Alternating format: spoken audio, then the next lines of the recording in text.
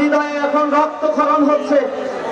আমাদের প্রিয় ওসমান হাদি ভাই, যিনি আধিপত্যবাদের বিরুদ্ধে তার জীবনের সংগ্রাম শেষ নিঃশ্বাস ত্যাগের আগ পর্যন্ত জারি রেখেছিলেন, আজ আমরা তার রক্তের বিনিময়ে এই শাহবাগের পতন হয়ে হাদি দপ্তরের স্থান হলো। এখন থেকে বাংলাদেশে হাদি দপ্তর হিসেবে পরিচিত হবে।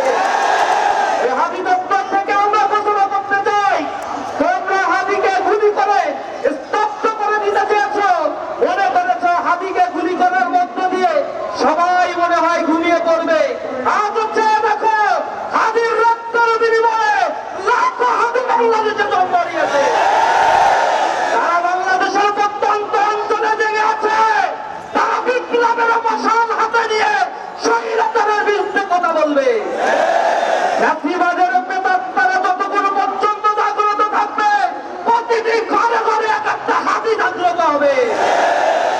আমরা দীপ্ত কণ্ঠে বলতে চাই, হাদির হত্যাকারীদের এখনো পর্যন্ত গ্রেপ্তার করার ক্ষেত্রে অপারগতা যারা প্রদর্শন করেছে, অনতি বিলম্বে এই আইন শৃঙ্খলা রক্ষায় নিয়োজিত বাহিনীদেরকে আমরা হুঁশিয়ারি দিয়ে বলতে চাই, হাদির হত্যাকাণ্ডের বিচার এবং দোষীদের অতি দ্রুত শাস্তির আওতায় আনতে হবে।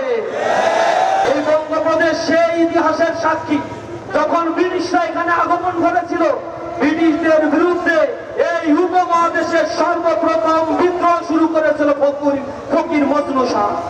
আর সেই ফকির মজনু শাহ এই বাংলা প্রদেশের মানুষ ছিল।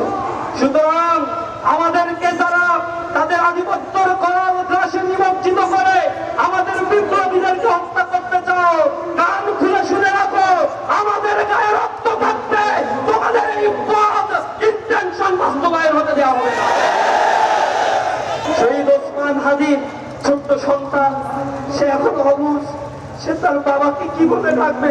বড় হলে তার বাবার চেহারা দেখে এই ছেলেটার বড় হবে। আমরা আল্লাহ রাব্বুল আলামিনের কাছে দোয়া করি, আল্লাহ রাব্বুল আলামিন তার পরিবারকে, শোক সন্তুষ্ট পরিবারকে যেন ধৈর্য ধারণ করার তৌফিক দান করেন। শহীদ হাদি আমাদের মাঝে বেঁচে থাকবেন হাজার হাজার বছর। বিড়ালের মতো 500 বছর বেঁচে থেকে কোনো লাভ নাই, সিংহের মতো 1 ঘন্টা বাঁচতে চায়। হাদি বলেছিল, আমাদের থামানো যাবে না, একমাত্র আমাদের থামাইতে পারবা যদি আমাদের গুলি করো, মাথায় গুলি করে শুট করো, এছাড়া আমাদের থামাতে পারবা না। আর জুলাই বিপ্লব আমাদেরকে শিখিয়েছে, একটা গুলি করলে একজন মরে আর বাকিরা দাঁড়িয়ে থাকে। এরা হচ্ছে সেই ছাত্র